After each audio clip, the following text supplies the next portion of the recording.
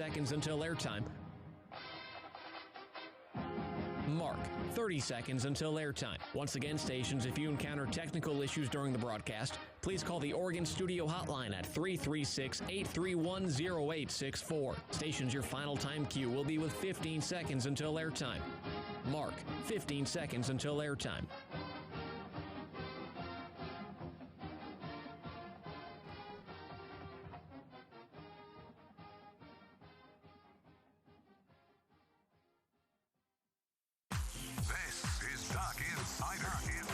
Duck's gonna pick it up, and here we go.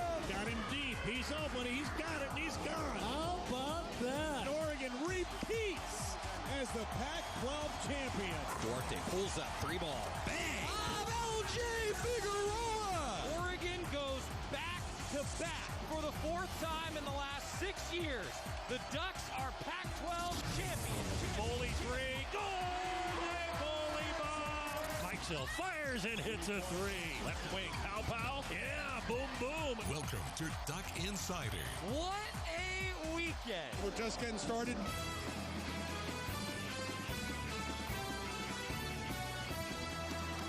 This is Duck Insider on the Oregon Sports Network from Learfield IMG College. Presented by On Point Community Credit Union. Better banking, local solutions. Live from the Country Financial Studio, here's Joey Mack.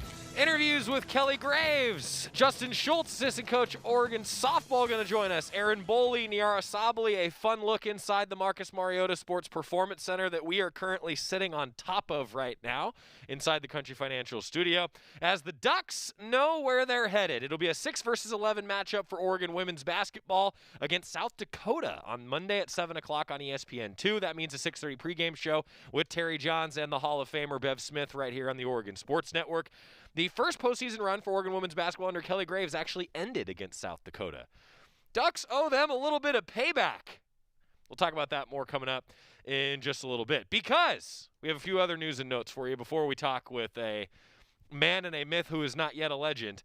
Chris Duarte, a third-team All-American, announced today by the Associated Press.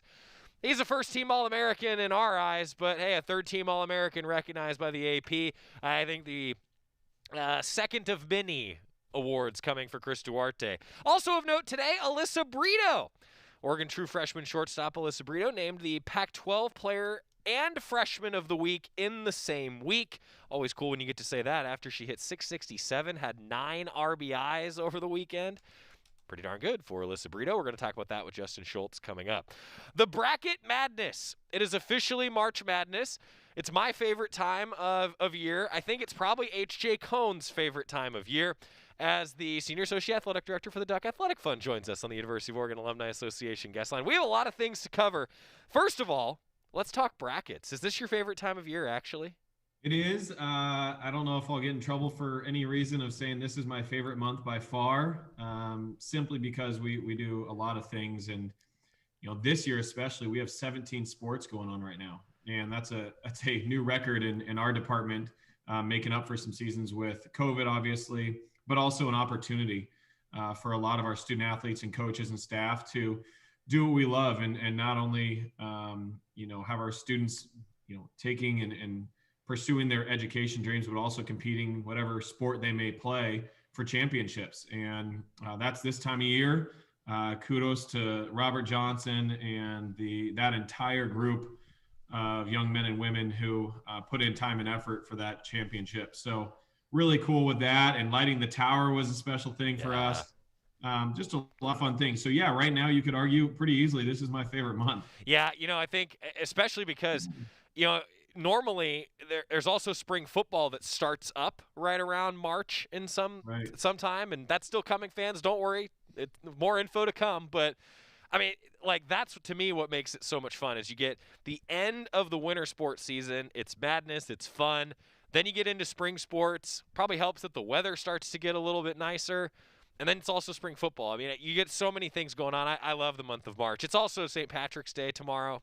I don't know if anybody else cares about that, but I do. H.J., you can make an Irish joke if you'd like. Well, no, I mean, you cut your hair, which is good, and you're looking good, baby. So I think the main thing that I also think of is when you think of right now, especially both men's and women's teams obviously poised and hoping to make a deep run in the tournament. But then you say, spring sports are starting, and when you look at the spring sports, they're having early success. And forgive me, sports and coaches, if you hear me and I forget your sport, but the couple that when you said who's on the show, Justin Shults with baseball and softball, both off to hot starts. You look at Acro beating Baylor the other week, and Keenan and what she's done. I mean, just right now, I would say not only are people excited because it's, championship season with basketball particularly, but the other sports off to such great starts. There's just a lot of excitement around Oregon athletics right now. Good stuff, and well said by H.J. Cohn, the Senior Associate Athletic Director for the Duck Athletic Fund. Reminder for fans, coming up, the final game of the first round, Oregon men's basketball against VCU, 6:30 pregame on Saturday, and just around 7 o'clock is when things will tip off in the 7-10 matchup, Ducks and VCU. More of a scouting report tomorrow as Dana Altman will meet with the media tomorrow morning, and then the Ducks getting ready to take on the Rams, a pretty good team. How many brackets do you do every year, HJ? Let's talk brackets. I actually don't do any, but my kids are probably getting to it. I know, bad answer, right? I'm boring. Then I don't really have to cheer for anyone, and I can get on the upset alert and bandwagon. I mean, that's what makes March Madness so much fun is you see the smaller schools making a run, and you can kind of get behind them a little bit as long as they stay out of the Ducks' way. But no, but now I'll probably print some out and let my kids pick and see who has bragging rights in the house for the year. When was the last time we didn't freeze, did we? You're still in shock. When was the last time you did a bracket as a basketball junkie? Probably when I was in college, maybe with the fraternity brothers. Wow. That actually surprises me. I thought for sure you were still a guy who liked to get up on Monday after Selection Sunday and do a bracket. I just love watching the games, and obviously I have selfish interest for Oregon going as far as we can. And no, I just enjoy you do the bracket, and then you have, no offense, this is going to sound really bad, but it's emotional highs and lows for that week, and it can just be flustering. So I'm good. So everybody who's watching the live stream right now, they see the perfect bracket. I mean, you could still fill out a bracket like the Duck did and just circle Oregon and write Oregon on your bracket, H. I mean. Well, that's the other thing is I already know who my national champion picks are going to be. So yeah. I can tell you who I think is going to win it. How about that? Oregon and Oregon. All right. Deal. Okay. I'm kind of curious, H, because as a basketball guy, we've talked before about your history working as a student manager and now working for the Ducks and just doing everything that you've done. Do you have more of an appreciation for the tournament this year than ever before because it was taken away from all of us last year? Because I sure feel that way this year. Yeah, I would say I have an appreciation for a lot of things. I mean, I think that's one thing I've talked about, not to go into kind of a sensitive topic. I think what COVID has brought is reflection, time to reflect for people. And, I even mentioned the other day, kudos to you for the tribute that was given to Chris Bjork and a guy that we loved so much, and getting through that. It just makes you appreciate, some of those of go home, hug your family, hug your friends, call someone, text someone, tell them you love them, you're thinking about them, you don't know what difference that can make. And so I think during COVID, going back on the positive front and bringing back March Madness, there was a void last year for a lot of people that can really get more out of sports than just the final score or a win, and what it does for family and friends and bringing people together, camaraderie.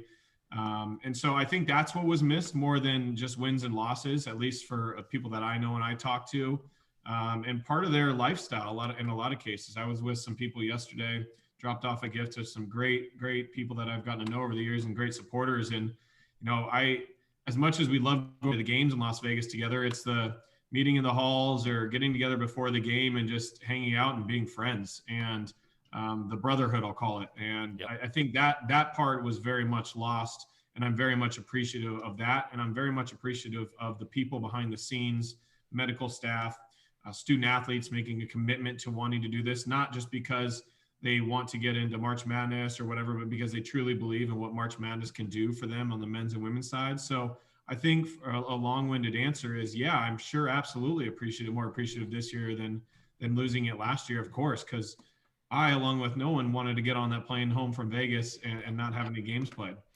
Well said. H.J. Cohn, Senior Associate Athletic Director, joining us. Athletic Director Tuesday is brought to you by our friends at Pepsi and locally owned Bigfoot Beverages. Go Ducks, drink Pepsi. All right. Men's basketball now getting ready for an unprecedented trip. Women's basketball as well.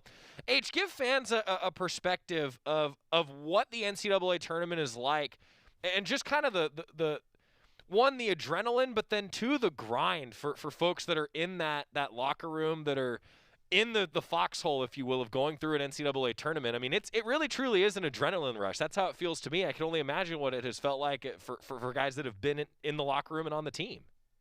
Yeah, I mean, in my career, we've been fortunate with both the men and women program led by Coach Altman and Coach Graves and their staffs to make some really deep runs. And so from an administrative standpoint, there's a lot of planning. You're trying to make sure everything's perfect going into the game. And you know, as they say, when the ball is tipped, it's kind of like, all right, we made it. Now you already have your plans in place, win or loss. You know, you're preparing for everything outside of that. But I would say when I was a manager, it's quite a blur, and everything's going so fast, and you're just you don't even realize how quickly it's going, and you're kind of tired at times. But to your point, your adrenaline just kind of pushes you through it, and you know your phone's going off. And the further you go in the tournament, the more heightened the awareness and the demand is, if you will, on the emotional side. I vividly remember when we made the Elite Eight. One year that you just kept going further and further, and it's like less teams, and now you see your name on TV more. And when you're in the room resting, your TV's on and you're seeing it. And so you can't avoid it, and especially this day and age with social media, you can't avoid the reality of people talking about you, expectations they're putting on you.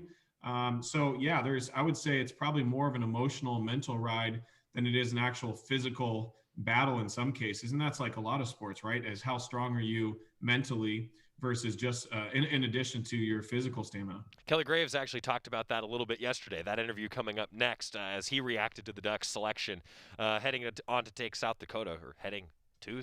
It's weird when they're not playing heading to San Antonio to take on South Dakota. Now you guys got where I was going. Yeah, and I think the other thing that's weird this year and different or unique, if you will, is in one sense it's actually nice. I mean, the likes of the director of ops are probably pumped because they don't have to worry about charters and where you're going next and where you might go and stuff like that. At the same time, COVID obviously presents its own challenges in both of those locations.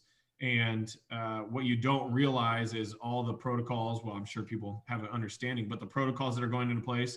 And this year especially, it's actually not that I'm gonna blank on a word, but it's not that fun, if you will, if you're part of the team, because it's a business, it's a job basically, because you're so structured and regimented of show up to this, go back up to your room, and really trying to make sure that there's an opportunity for these young men and women to complete the tournament. And that's one of the goals. And I know there's obviously a lot of fan excitement about it, but the main goal here is to be able to have a tournament, let alone have some fun along the way. Yeah, Coach Altman's talked a lot about that too. It's just a whole different life. It's a whole different experience, and hopefully the light is at the end of the tunnel. That's what we all hope for. We couple final things actually for H.J. Cohn joining us for Athletic Director Tuesday, brought to you by Pepsi. Yeah, H, I haven't had you on since football season tickets came back out. Just a reminder for fans with football season tickets, some info they should know, and maybe even if you've gotten some questions that you could answer ahead of time if somebody hasn't asked but is thinking about it, if you know what I'm saying. Yeah, well, lots of questions that I don't know the answers to, I can tell you that, broadly speaking. But no, we had a really nice season ticket renewal period that went well. We are selling season tickets at this point. We have not gone on sale with mini plans, single games, groups, just because of the unknown, and want to make sure our season ticket base is taken care of first and foremost. So that's going strong. We're really excited to see the momentum behind that, and sure hope that we will, again, as everyone knows, and this is our number one priority, health and safety of student athletes, staff, that is going to be the number one goal. But then as that continues to be the forefront, how do we bring into play what a return to play or return to Autzen in this case looks like? And so that'll come with time, obviously led with our medical team providing guidance. And as that continues to open up, hopefully we'll roll those pieces out. All right. Anything else that we missed, H? I mean, it's obviously fun to come to a place where championships are the norm. Yeah, no, I'm thrilled. I mean, I think we keep saying this, and kudos to our athletic director for winning Athletic Director of the Year last week. It's so fitting. And of course, this is all he would say. And I got it from a couple of donors that called, and he said the same thing: is this is a team award. I'm just the guy that gets to go up there and hold the trophy. And he truly means that. But under Rob's leadership, man, have we seen some success. And that's a kudos to the coaches, the student athletes, the staffs that are behind the scenes, everyone. It really is a team effort. So I know it's cliche, but what a time to be a Duck right now. It is sure a lot of fun. H.J. Cohn, Senior Associate Athletic Director for the Duck Athletic Fund. I could talk to you for usually another 10 minutes, but we have so many interviews in a shortened week on Duck Insider with the tournament coming up. That means I'm going to bid you adieu, and thanks for taking the time, my friend. I'll give one parting thing that came to mind here is kudos and congrats to Chris Duarte on a well-recognized award. But I do think, and this is just me out there, that Chris is undervalued because of the defense and playing both sides of the floor. And I know the name because he played in our conference at Washington State that Chris gets compared to as Klay Thompson, and totally want to give respect to Klay, an all-NBA guy, obviously. But Chris plays both ends of the floor. And that's a lot of times unseen in any sport for that matter, that you get someone that plays both ends. And so I'm really happy to see him be awarded and recognized for his achievements, but also I think he's undervalued on the defensive end, and I'm sure Coach would probably agree. Just under 17 points per game and right under 2 steals per game, about a block per game as well. You don't see guys that are doing that, and also I think the most important thing there is the efficiency. He's still shooting 50% from the floor, which is ridiculous for a guard. And yeah, he actually does play defense. I agree. Yeah, and you hear about these guys I'll take the NBA that are known for all defensive team. Well, most of them aren't on the all first team, second team, third team in the NBA. And I think that's where Chris brings such a unique style of play that will be likely taking him to professional levels for a number of years. Told you he was a basketball junkie, everybody. H.J. Cohn, Senior Associate Athletic Director, kind enough to join us. Athletic Director Tuesday, brought to you by Pepsi, locally owned Bigfoot Beverages. H, to you, go Ducks and drink a Pepsi. Thanks, buddy. Go Ducks. Thanks for having me. H.J. Cohn, always fun to catch up with him. All right, we've got a lot to get to, including Kelly Graves, head coach Oregon women's basketball, next on the Oregon Sports Network from Learfield IMG College. From the weight room to the classroom, on the field and off it, On Point proudly supports University of Oregon athletics because student athletes do so much more than bring us pride on game day. They bring our entire community together in Eugene and all across Oregon. So whether you're watching the game in the stadium, at home, or at your favorite local business, their success makes all of us stronger. On Point Community Credit Union. Join in. OnPointCU.com. Federally insured by NCUA. Equal housing opportunity. As my family continued to grow, I realized I'd have to replace my beloved Jeep with something that has, well, more seats. I'm Jason Hines, Country Financial Rep and father of 7. Whether you're upgrading from your sporty ride with no room for a car seat or finally replacing your well-loved beater that still has a cassette player, you'll want the right protection for your new car. Work with a Country Financial Rep like me and get the protection you need at a price you can afford. Learn more at TakeSimpleSteps.com or contact a local Country representative. Don't go anywhere. Duck Insider continues after these messages on the Oregon Sports Network from Learfield IMG College. Learfield IMG College. Steven. Who said that? Me, down here. Ugh, what are you, a yellow booger? I'm a banana slug, Steven. What are you doing in my room? I'm your sense of adventure. It's been a long time since we've had an adventure in the forest. Mom took me to the forest last year. I'm a slug, Steven. It took me a long time to get here. You're right. I should get out. Yeah, the forest is not that far away. Hey, Mom! Come to the forest where the more adventurous you lives. Check out discovertheforest.org for cool places nearby. Brought to you by the U.S. Forest Service and the Ad Council. It's important to buckle up your kids. I know. Sometimes car seats can be complicated. I know. And if your child's in the wrong seat and you get into a crash, I know. It could lead to a serious injury. I know. So you're 100% sure you have the right car seat for your child's age and size? I don't know. Don't think you know. Know you know. Car crashes are a leading killer of children 1 to 13. Make sure you have the right car seat. Visit safercar.gov/the-right-seat. A message from the National Highway Traffic Safety Administration and the Ad Council.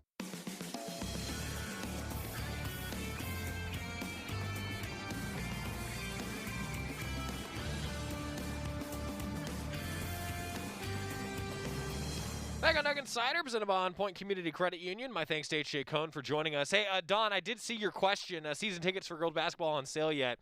I asked H.J. as he was heading out during the break, and he said that they're working on a tentative plan probably as postseason wraps up. You know, they want to get through this season, and then season tickets for next year could become will become an option. I'll put it that way. So with renewals and all that, I would expect end of March, early April, Don, when that will happen.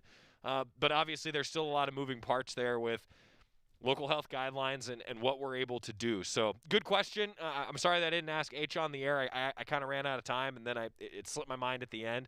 So yes, it's looking like end of the month, beginning of next month. That's when you'll start to see some more details on basketball for both men's and women's basketball going on sale, which is great. Meanwhile, for women's basketball, we've got a bracket, ladies and gentlemen. The entire bracket, I love this. They named the, quote, regions after different landmarks around San Antonio. The Alamo region, the Hemisphere region, the Riverwalk region, and the Mercado region. Well, that Alamo region, shout out to UC Davis because my sister works there and works with that team, actually, taking on Missouri State in the 5-12. Stanford, though, is the 1 seed in the Alamo region. And Oregon is also in that Alamo region as a 6 versus 11 matchup against South Dakota. It's on ESPN2. It's going to be a 6:30 pregame show here on the Oregon Sports Network with Terry Johns and Bev Smith on the call. They'll have the radio broadcast for you. The Mercado region, I think Washington State getting in as a 9, that's a tough ask if they can get through that and then take on the number 1 seed in NC State. Arizona is a 3 in that region, by the way. Continuing with the bracket, the Hemisphere region features Oregon State as an 8 seed. So they would move on to potentially play number 1 South Carolina in that region. And UCLA is a 3 seed against Wyoming as part of the Hemisphere region. Elsewhere in the Riverwalk region, if memory serves, no Pac-12 teams. So you don't need to be paying too close of attention to that Riverwalk region with UConn as the number 1 seed there.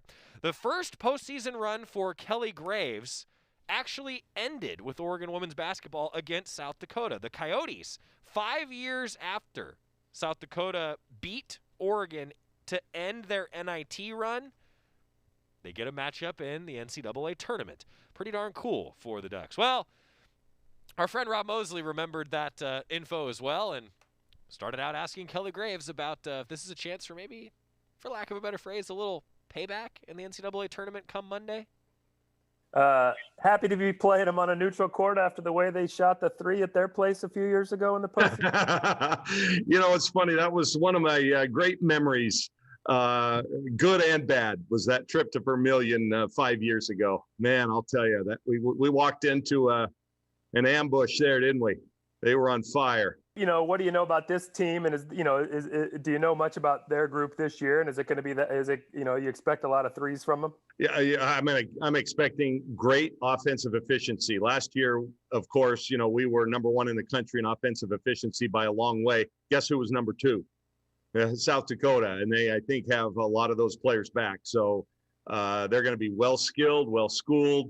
Well coached. They're going to play their butts off, and they know how to win. So it's obviously a tough matchup, but they all are at this point in the season. Last time we spoke with you, kind of weren't sure exactly what the break was going to look like for this team. How did you guys use the last 10 to 11 days? And Aaron and Niara were both saying that you guys were, I think, really working to try to find out the best rotation and kind of figure out the best group on the court. How's that gone? Here we are playing in the NCAA tournament. We're still working out our rotation. That's kind of been the season. But yeah, we've been practicing with 2 days on, 1 day off, 2 days on, 1 day off since we got back. Gave them the weekend off last week. I think our practices have been pretty good. I think the energy's been great. We're still nursing some injuries, but hopefully by the time we're ready to toss the ball up down in San Antonio, we'll have everybody healthy.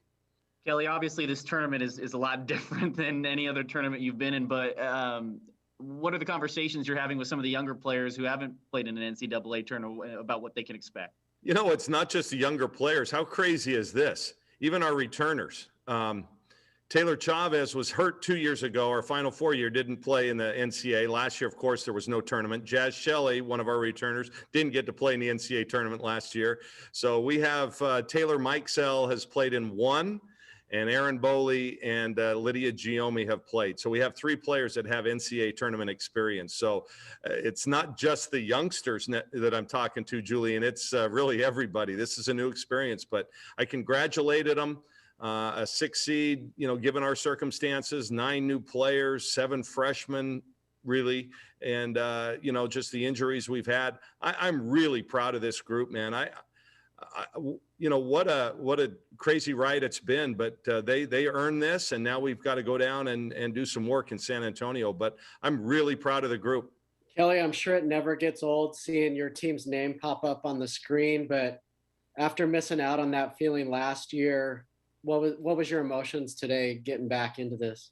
Well, you nailed it. It never gets old. You're in the field, but once you see your name, you kind of celebrate for a second, and then you start thinking, okay, what do I know about South Dakota? And then you look ahead a little bit in your pod. So as a coach, we don't get to enjoy it like the players do, and they should enjoy it. This is what it's for. It will always hurt, Ryan, not being able to do it last year, because I really do think, and I know everybody on this call feels like it was our year, but we have a chance this year to write, this team's history, and hopefully that includes going a long way in this field. You mentioned a few of the injuries, Coach. Do you have an update for us on Tahina? Tahina's questionable. I don't think she's going to be playing in the tournament unless we are fortunate enough to play in April, to be honest with you. I think we just have to realize that that's going to be the case. And then if we can somehow get her back by the grace of God, then we'll, what a lift that will be. But I don't anticipate it'll be this first weekend. So. And you mentioned, and Aaron Boley mentioned too, just how critical it is to not to take every moment, not take any moment for granted, especially after last year. What was the first sort of message that you told your team once the field was announced and you're in the tournament despite everything this year? What was your first message to them? That it's a new season. I mean, and unlike any other year, normally we would be playing a neutral game in the first round, but if we were fortunate to win, we'd be playing on somebody's home court. And, you don't have that this year. And so why not? Why not us? There's no inherent advantage to being a higher seed or, whatever. You just get to toss it up and play. So and listen, we have shown as a 10 seed a few years ago, we won 3 games. We beat a 7, a 3, and a 2. So it can be done. And that's, we've got recent history to tell us that and show us that. So hopefully, we'll go in with a great attitude. I think we're in good headspace right now. We obviously didn't finish the season very strongly, but again, that doesn't matter now. We're 0-0. Whatever any momentum anybody got 2 weeks ago, when you start the tournament, it was 2 weeks ago that they built up any momentum. That's gone. Now it's a new season. Kind of about what I was going to ask, just about kind of the momentum of this year. And you guys started fast, had a kind of a slow middle and end here, but this kind of provides an opportunity, like you said, to kind of, I guess, start from ground zero. Does this seem receptive of this? And I know we've asked you multiple times, is it too late? Is it too late for you guys to figure it out? Obviously, this is going to be the big test. Kind of what's your head at right now in terms of what you're seeing from your team? Well, I think we're in a good place. Like I said, and figure it out. I mean, I guess you never really figure it out, unless you've been together for a really, really long time. So I think it's just going to come down to, we need some players to really play well, step up and have great tournaments. And we have, multiple players that are capable of doing that. You talked to 2 of them today. I think Niara and Aaron need to have great tournaments for us. But, Sedona Prince, this is a big stage for her, and she's quite a talent. Hopefully this is the time she steps up, and she's a Texas, woman, and maybe that'll really help, be back home playing. And I have confidence in all our players, but let's face it, we have a young basketball team. I'm not going to scour the entire tournament, but my guess is we're the youngest team in the field. That's got to be a given. So, in essence, we really have nothing to lose. I don't think anybody's expecting us to do a ton, but I do. And I think our players believe. Kelly, you mentioned obviously perhaps the most impactful change of this year's tournament of not having those first couple games at home for the top 16 seeds. But just the fact that it is a 64-team tournament in one location, there's going to be a lot of basketball players at hotels. I'm sure you're going to see them, out and about. What do you anticipate? How different is this going to be from a normal NCAA tournament? Brandon, I'm not sure there's going to be any out and about. From what I understand, we're pretty much confined to our hotel rooms unless we go to practice or have a team meeting. So I don't know if we'll see anybody, to be honest with you. I'm not exactly sure what to expect, but yeah, it's certainly unusual. And I want to just applaud really all of our student athletes, certainly mine, but all the others as well, and coaches and staff that helped make this possible. To be honest with you, 4 or 5 months ago when we got this whole thing started, I didn't think we were going to get to this point. That's just the honest truth. And here we are embarking on on another NCAA tournament, unlike any other, but an NCAA tournament. We're actually going to play games. I think that's pretty neat. And I applaud everybody for all their efforts, to make this happen. It might be reasonable to expect you might still have a bit of a target on your back because you're still Oregon. Well, let's see how many people pick us in their pool, Rob. That'll let us know, right? Yeah, sure. I mean, granted, I get it. Yeah, Oregon is, we're a T-shirt team, so to speak, right? And so, but in terms of what we've produced this year is what I'm saying. I don't think a lot of people are expecting us to do a lot. But like I said, a good team, and I believe we're a very good team with nothing to lose, is a dangerous team. And so we're gonna kind of go in with that attitude. Kelly Graves, Oregon women's basketball head coach, meeting with the media, giving you the bracket breakdown. Women in Flight update of the week, always brought to you by our friends at the Duck Store, a proud supporter of Women in Flight. The Duck Store, they've got some great Women in Flight gear at the Duck Store right now. When we come back, we're going to switch gears, talk a little softball. Assistant coach Justin Shults he handles the offense, and the offense has been killing it. So we're going to talk with Justin Shults when we come back, and also still to come, Aaron Boley, Niara Sabali. A whole lot more on Duck Insider, presented by On Point Community Credit Union, next on the Oregon Sports Network from Learfield IMG College. Hi, you've reached Toyota. This is Jan. Can I save on a new Toyota? Yes, with great deals through March 31st at participating dealers. I'm really into mystery podcasts lately for those long drives. Well, imagine yourself in a Camry when a celebrity sleuth solves the perfect crime. Or camping in a RAV4 when a shocking theft turns a city on its head. Or off-roading in a Tacoma when trouble follows a big city cop to the country. Spoiler alert, it was the butler. Toyota, let's go places. From the weight room to the classroom, on the field and off it, On Point proudly supports University of Oregon athletics because student athletes do so much more than bring us pride on game day. They bring our entire community together in Eugene and all across Oregon. So whether you're watching the game in the stadium, at home, or at your favorite local business, their success makes all of us stronger. On Point Community Credit Union. Join in. OnPointCU.com. Federally insured by NCUA. Equal housing opportunity. Duck Insider continues after this timeout on the Oregon Sports Network from Learfield IMG College. Listen and imagine.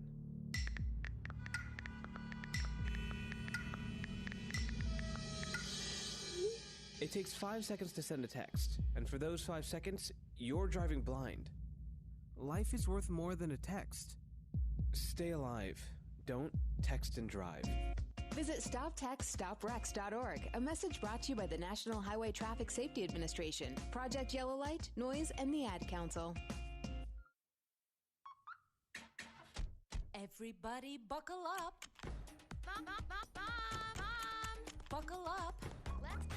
Buckle up. Can we go to the store? Mom, buckle can we get up. some ice cream? Everybody, buckle up. A lot goes on in the car, but you're in control. So only move when you hear the click that says they're buckled in. Never give up until they buckle up. Learn more at safercar.gov/kidsbuckleup. A message from the National Highway Traffic Safety Administration and the Ad Council.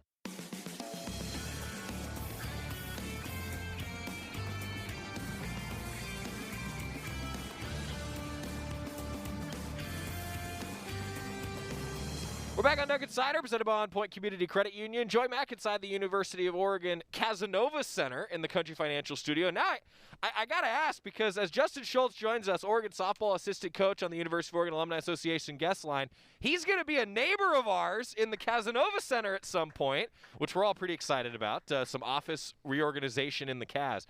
So are you in that office, or are you at the Jane right now? I am hiding in this office right now. I got my door shut, so I've got the mask off right now. But yes, I am in the new office over here in the Cas, taking over for women's basketball and trying to hold it down. Man, so this is the world we live in. I mean, I just want everybody to know, like, we've had this conversation with Coach Abel because his office is right across from ours for Oregon soccer. I mean, Justin is literally like, he could probably hear me shouting if I opened the door right now. Like, but this is the world that we live in. And a reminder for everybody that we're hoping to get back to some semblance of normalcy here soon. Meanwhile, some semblance of normalcy, I think, for your offense this past weekend. So Coach Schultz, for those of you who don't know, assistant coach for Oregon softball, mostly handling the hitting. And so it seemed fitting that we have you on to talk about the hitting after the offensive performance this past weekend. Had to be pretty happy with your squad. Yeah, definitely a little easier to talk this week after maybe some of our earlier weekends where the pitching staff really picked us up. But definitely a fun weekend to watch kind of our whole lineup. I think we had about 12 or 13 athletes really contribute to the wins this weekend. How about that depth, Coach? I mean, I'm glad you brought that up. It's something that Coach Lombardi and I have talked about. You guys have a lot of different options throughout your lineup this year. Yeah, it's been fun. We sit down every either after each game or in the morning the next day and kind of look at our options and see which pitchers are potentially going to throw against us. And we've got a lot of good hitters to match up with specific pitchers, and we really try to maximize that in our game planning. Sometimes we're right with the pitchers we're choosing that are coming out there, and sometimes we got to adjust on the fly. But it's been fun to have. I think about 16 of our hitters have already gotten in this year. How nice was it to beat the Beavers? It was fun. It was fun, especially they had our number a couple years ago when we played them, and it was nice to get out there and put up some runs against a really good pitching staff. How much does that help you guys that you've had some of these non-conference games against Pac-12 foes? I mean, we've talked about it like with UCLA, with Utah, now with Oregon State. I mean, all these non-conference matchups. Has it helped your team kind of be maybe further along than they would be because they've seen such great competition? Yeah, I think the fear of the unknown is always something that creeps into our minds. Well, we've got 4 Pac-12 opponents that we've already played, 2 against UCLA, 1 against Utah, and then this last weekend against Oregon State. So it kind of lets us know exactly where we're at and where we need to continue to improve and that we can compete with everybody in this conference. I want to fire through some of your individuals as we talk with Justin Shultz, Oregon softball assistant coach. Alyssa Brito, Pac-12 Player of the Week and the Pac-12 Freshman of the Week today. Also the D1 Softball Freshman of the Week as well. Alyssa Brito's had a couple great weekends. This was a really, really good weekend. Yeah, she's been impressive all year, and I think the one thing that she's done a really good job of is kind of eliminating some of those strikeouts. Early on, it was either home run or strikeout, and now she's spraying the ball all over the field and then still having the big power numbers. So the early season progression for her is a big reason why, once again, she's getting some individual accolades. How often do you see a freshman that's got a 940 slugging mark at this point in the year? It doesn't happen too often. It definitely makes my job a lot easier when some of our freshmen are pulling their own weight. You know, I'm curious on her front. I mean, when she got here, Coach, you saw the potential for sure, but I've asked a lot of her, and it seems like she's really taken to that. Yeah, she's one of those kids you can't teach that competitive drive. I think she's never satisfied with what she's doing and always working extra and kind of making everybody else chase her because her work ethic is unprecedented for sure. Maya Felder also, I feel like, has really kind of burst on the scene for fans, a name that you have to know, hitting over 400, slugging 757, and a lot of multi-hit competitions now for Maya Felder. What's been the key for her over the last few weeks? Yeah, I think it's her plate discipline. She does not chase out of the zone very often. She's got, I think, 12 free passes and only 1 strikeout on the year. And that contributes a lot to now her power numbers you're seeing over the past couple weekends, starting to put balls over the fence. And that's kind of what we need from Maya. She's definitely one of those people we need driving in runs if this offense is going to be as successful as it needs to be. All right, I have to ask you a Diamond Sport kind of tongue-in-cheek joke here. So you said 12 free passes. She's got 10 walks, but then 2 hit by pitches. I mean, are they free if you're getting hit by the pitch? We pride ourselves in not moving in that box. Obviously, we're not trying to lean into anything, but those are as free as they come when they throw an 0-2 fastball and it gets you in the leg and you get to go to first base. So we kind of joke in the dugout and have made it a fun little thing, but it does not feel good, I'm sure, for some of our players. Throughout a game, Coach, how many adjustments can you make in game? And maybe the better way to ask that question is, I know you're always making adjustments with your hitters. How do you go about doing that as a coach? Kind of what's your approach in game when you're making those in-game adjustments for your lineup? Yeah, I mean, this offense they're a very veteran offense. I mean, we've got the majority have been here at least 2 years with us. And so it's become easier and easier each year. I think with the veterans coming down, I don't do as much planning for adjustments as I used to because the team takes care of it. You constantly watch them pitch to pitch, talking to each other after each at-bat. And it's made my job in the dugout more of just an observer and listening. So it's been a fun year because they are very, very cerebral when it comes to making in-game adjustments themselves. Justin Shults joining us, talking Oregon softball. You talk about that veteran group. I want to talk about them in a second. But I have to ask you about Hannah Delgado. I feel like another name that fans have just already fallen in love with. She's hitting 400 on the season. Hannah Delgado, another freshman that's impressed early. Yeah, she had her freshman punches early on. We went to Arizona the first weekend and had a good weekend getting on base, but just needed to drive the ball a little bit more. And since that first weekend, she's just ran with her opportunities. It's been fun to see her. We moved her all the way up to the 2-hole this past weekend, and she's really holding her own. She had a clutch hit against Portland State in the first day last weekend to kind of secure that victory in the 4-2 win. And then this past weekend, doesn't matter where we put her, she's constantly either driving in runs or getting on base and scoring. Do you see players like her, like Alyssa, that are freshmen, come into a veteran lineup? I mean, how much faster do they learn because they're around so many veterans? You know what I'm saying? Yeah, for sure. I think it makes it definitely easier. They've done a great job picking up some of our veterans. Some of our veterans have been up and down this year as well, but they've come in, and the confidence that Haley Cruz and Rachel Sid and Allie Bunker and Tara and all them give these freshmen, it makes their lives easier. And now you see, I mean, shoot, Hannah Delgado's in the 2-hole and Brito's been in the 4-hole. So it's interesting, and they've been doing a great job picking up where we've needed it most. I'd be remiss if I didn't ask the guy who's coaching offense about Haley Cruz, because she seems just always steady, hitting .388 this year, slugging .735. We've seen some more power from Haley Cruz this year too. Yeah, that's one of the things Haley and I talked about in the offseason is she's always going to get on base. She's always going to score some runs.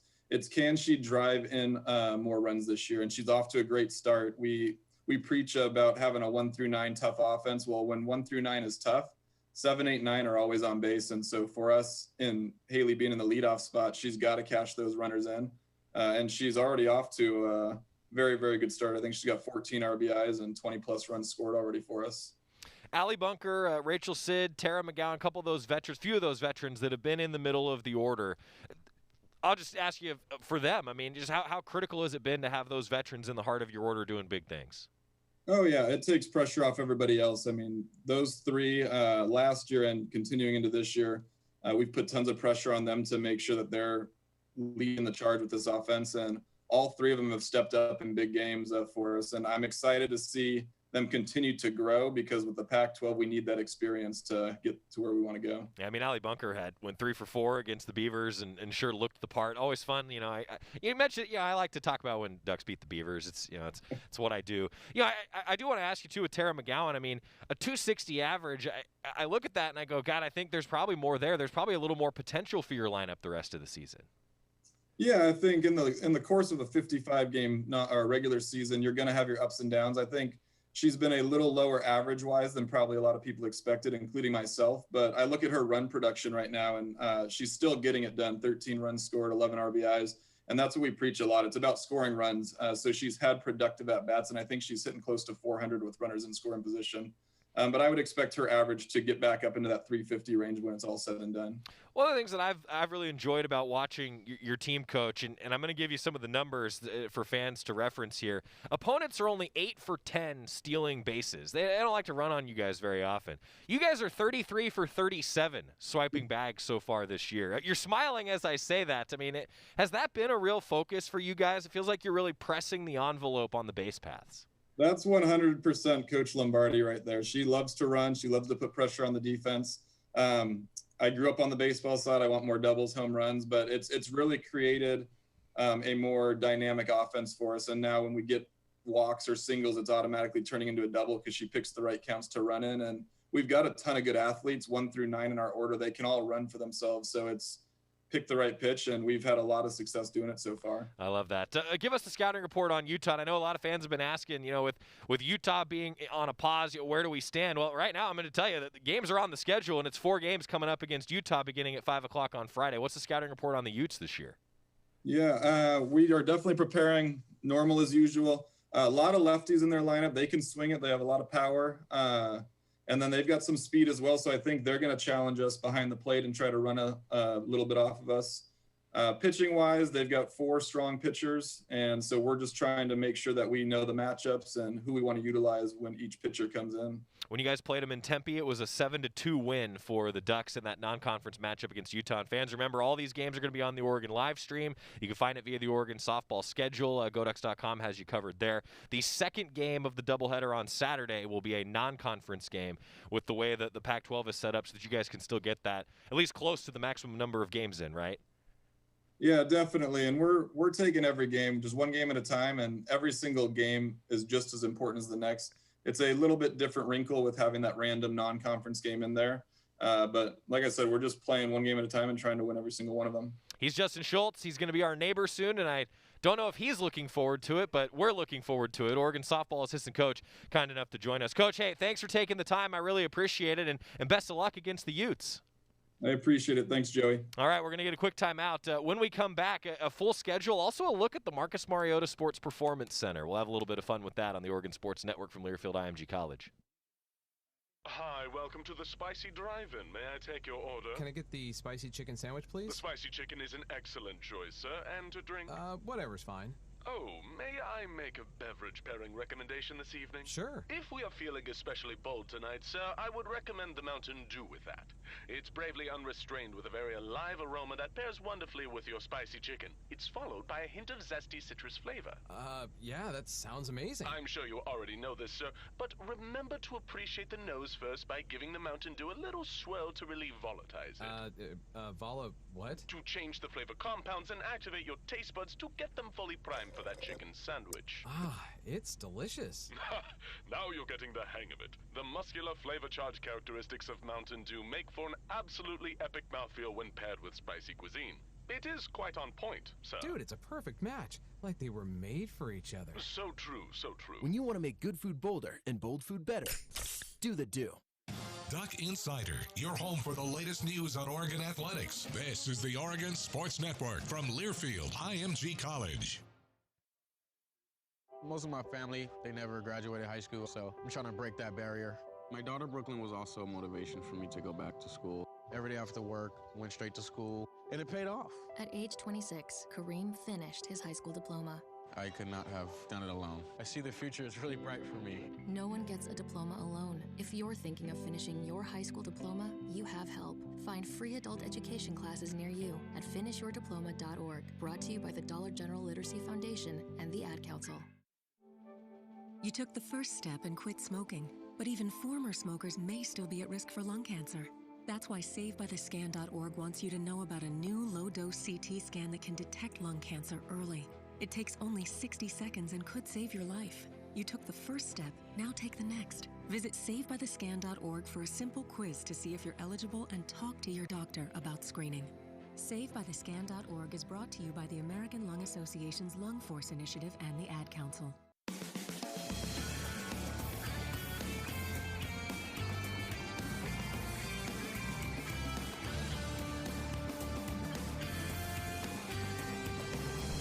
Welcome back to Duck Insider, presented by On Point Community Credit Union. The schedule ahead is a busy one for Oregon softball, Oregon baseball, Oregon everything, as both Diamond Sports are in action to start Pac-12 play this weekend. But meanwhile, women's basketball getting ready for that Monday tip-off. The Ducks will play at 7 o'clock on ESPN2, 6:30 pregame here on the Oregon Sports Network with Terry Johns and Bev Smith. They'll have the radio call. It's going to be a matchup with South Dakota in the 6 versus 11 game. Erin Boley met with the media yesterday to talk about what she's expecting heading into this matchup on Monday and how the Ducks are going to handle traveling to San Antonio and beyond. Some great stuff with Erin Boley. Yeah, we actually just got finished talking about as a team how, just being able to be a part of this NCAA tournament is really exciting, and to not take anything for granted. And we already are just very excited as a group to be able to head to San Antonio and to play. So I think for any team, it's awesome to be able to see your name up there. And just like it is every year, we're extremely excited to get started. Aaron, as one of the few players that was a core member of last year's team, what are kind of your emotions to have this moment back after it was taken away last year? It means a lot. It really does. It was really tough to not be able to play last year after such a strong buildup up to that point.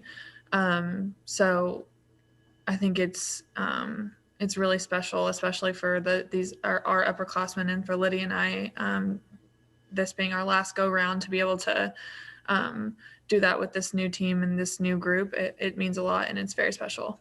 How different is tournament play compared to regular season play? And I ask that in part because you're one of the few players in this team who's done it yet, especially at Oregon. Are there tips and I guess tips to the trade that you are kind of passing along to some of the younger players who haven't been here before? Yeah. Really, it feels like every year that we've played in the tournament since I've been here that nothing that you've done leading up to this point matters anymore. Once you're in the tournament, once you get started playing, nothing else matters except for how well you're playing when the tournament starts. It's completely wide open, and it could be anybody just depending on who's hot and who's playing well together. And I think that's a big important thing for us to be able to pass along, especially to the new kids that we have. Just that right now, nothing else matters except for us and how we're playing together and how much we are trusting in each other, and how well we're working together is really what I'm trying to say. So I think that's a big part of why we're so excited to go into this, is because it feels like it's a new chapter and it's a new opportunity for us to go out and play together. Aaron, just wanted to get your thoughts if you know anything about South Dakota, and thoughts on where you guys ended up getting seeded, the 6th seed there. Not yet on South Dakota. We'll work on it. We're excited to be playing. Regardless of what seed we were, we didn't really care. We're just excited to be in the tournament and to have the opportunity to play. Aaron, you mentioned how critical it is to start this tournament off strong, that a lot of it comes down to who is hot at the right time. You guys have had your struggles in recent weeks. I think it was losing 5 of the last 6. So what's been the focus since getting bounced out of the Pac-12 tournament to try and make sure that you enter San Antonio in the right mindset? Yeah. We're really just focusing on putting all of our energy into small segments. So playing as hard as we can for 5 minutes, and then the next 5 minutes, and then, taking it 1 quarter at a time or 1 game at a time, that kind of thing. And really trying to play with all of the energy and passion, and just working as hard as we can for the time that we're on the floor together, trying not to take anything for granted. We're really, we've been working a lot on trying to build a rhythm together and to find a group that's playing really strong together. So I think for any team to be successful in the NCAA tournament, you just have to find that core group that gets really hot together and that trusts each other and plays really well together. So we've just been trying to find that rhythm together. That's great stuff from Erin Boley. She talked with the media yesterday, the veteran, one of the leaders for this Oregon women's basketball team. And let's hope they can put all those pieces together. Even without, it sounds like Tahina Paopao putting some of those pieces together, and let's see if the Ducks can make a run. Coming up next, we got the schedule and also a look at the Marcus Mariota Sports Performance Center. If you can believe, it's been almost 5 years since the MMSPC opened. First floor of the Casanova Center. Back after this on the Oregon Sports Network from Learfield IMG College. From the weight room to the classroom, on the field and off it, On Point proudly supports University of Oregon athletics because student athletes do so much more than bring us pride on game day. They bring our entire community together in Eugene and all across Oregon. So whether you're watching the game in the stadium, at home, or at your favorite local business, their success makes all of us stronger. On Point Community Credit Union. Join in. OnPointCU.com. Federally insured by NCUA. Equal housing opportunity. After 2 years of construction, my wife and I finally moved into our dream home. So when a bathtub fixture broke, causing major water damage, I was glad we had the home insurance protection we needed. How do you know your home is protected? Talk to a Country Financial rep like me, Nick Simon. We can help you understand your options and select coverages to meet your needs. Then if something happens to your home, you won't have any surprises. Need the right coverage for your home but not sure where to start? Visit TakeSimpleSteps.com or contact a local Country representative. This is Duck Insider. Duck Insider on the Oregon Sports Network from Learfield IMG College. When you went car shopping, you meant business. You ace vehicle history searches and test drives. You out-salesmaned the salesman. Now you've got your wheels. If you manage that, you can get your retirement plan on track. Visiting aceyourretirement.org can help. With 401k tips and smart savings strategies, you'll have the info you need to get more for your future. Go to aceyourretirement.org, because when it comes to speeding past financial challenges, you're an ace. Brought to you by AARP and the Ad Council. GTG, BRB, OMW, be there in a few. You may think that these kinds of texts are fine because of their length, and you can easily send them at a stoplight. But no, answering one text can take your attention away from the road for 5 seconds. And traveling at 55 miles an hour, that's enough time to travel the length of a football field. Make good decisions, don't text and drive. Visit StopTextStopWrecks.org, a message brought to you by the National Highway Traffic Safety Administration, Project Yellow Light, Noise, and the Ad Council.